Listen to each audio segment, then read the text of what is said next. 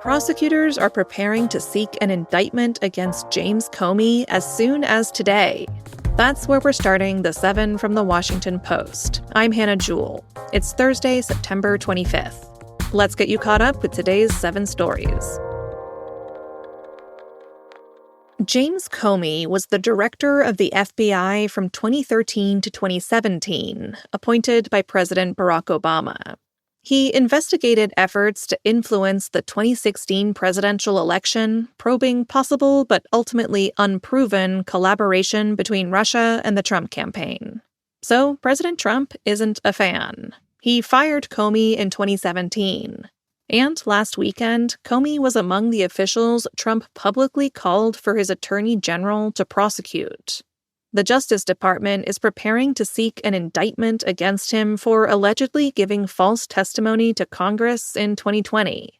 Under the statute of limitations, the deadline to seek an indictment against Comey is Tuesday, 5 years from the date of that testimony. So, prosecutors in the Eastern District of Virginia are preparing to present their case to a grand jury as early as today. Any effort to indict Comey must be approved by at least 12 members of a grand jury. Or the panel could also choose to reject the government's case. An ICE facility in Dallas was targeted in a fatal shooting. That's number 2. Authorities called yesterday's shooting a targeted act of violence against immigration enforcement agents. A detainee was killed and 2 other people were critically wounded before the gunman fatally shot himself. No law enforcement officers were injured in the attack. The suspected shooter was identified as 29-year-old Joshua Yon, according to people briefed on the investigation. Investigators have not yet identified a clear motive, but President Trump and Vice President J.D. Vance quickly seized on the incident as politically motivated violence and pointed the finger at Democrats. Here's Vance speaking yesterday. He named California Governor Gavin Newsom specifically while blaming the critics of Trump's immigration policies for violence. You don't have to agree with my immigration policies. You don't have to agree with Donald Trump's immigration policies. But if your political rhetoric encourages violence against our law enforcement, you can go straight to hell and you have no place in the political conversation of the United States of America. Authorities said that unused ammunition recovered at the scene was marked with the phrase anti-ICE.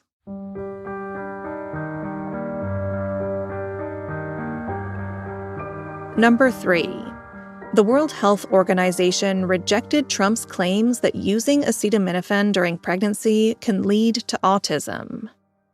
This week, the Trump administration shared guidance warning against the use of Tylenol during pregnancy. That has led to international pushback from health leaders and autism advocates. Acetaminophen is the active ingredient in Tylenol, but it's also found in 600 other medications. Yesterday, the World Health Organization said there was, quote, no conclusive scientific evidence confirming a possible link.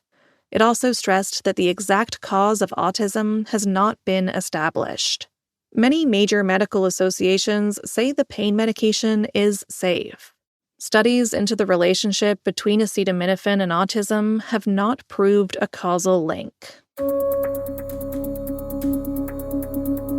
Number 4 is a Post exclusive. The leader of FEMA could not be reached for about 24 hours in the aftermath of deadly floods in Texas in July. After one of the nation's worst flash floods in decades, FEMA's top official, David Richardson, was needed to approve deployment of life-saving resources to Texas. But according to key officials, nobody could reach him. That delayed teams with specialized equipment for search operations from being deployed. More than 130 people were killed in the floods. By law, Richardson is supposed to be accessible during emergencies. But according to staff at the agency, he is often inaccessible during evenings and weekends. Richardson told House lawmakers at a July hearing that he had been in constant contact with administration and Texas officials while on vacation with his sons during the disaster. Kamala Harris is trying to distance herself from former President Joe Biden. That's number 5.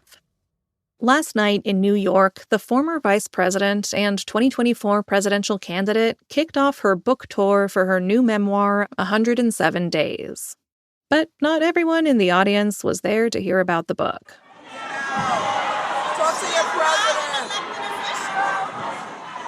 Talk to somebody else.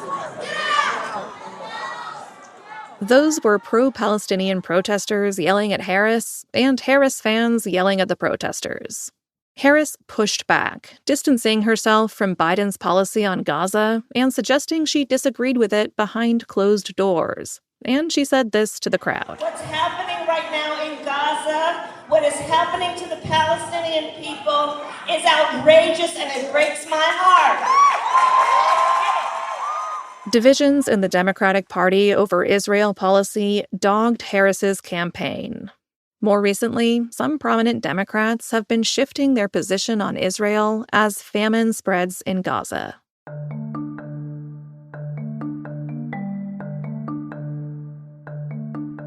Number 6. A treatment for Huntington's disease slowed its progression in a small study. Huntington's is a genetic disease that robs people of control over their bodies and minds. People with the disease often develop symptoms in their 40s and progress to severe disability and death over about 2 decades. They're ravaged by jerky and involuntary movements, behavior disruptions, and cognitive decline. But for the first time, an experimental treatment has slowed the devastating progression of the disease by 75%. It's an early result from a small trial that hasn't been published or peer-reviewed yet, but it's a rare, hopeful advance. About 40,000 people in the U.S. have symptomatic Huntington's.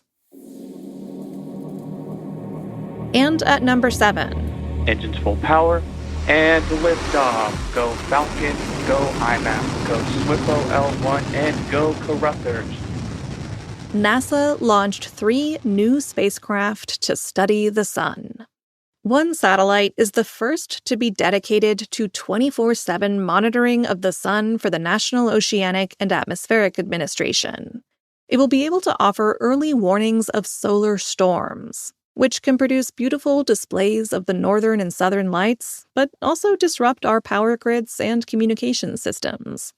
Another spacecraft will create unprecedented maps of our solar neighborhood, and the third will study the invisible halo around the Earth. That was first imaged by Apollo astronauts in 1972. Together, the 3 spacecraft will help humans better understand how activity from the sun's surface affects the rest of the solar system, including our lives here on Earth.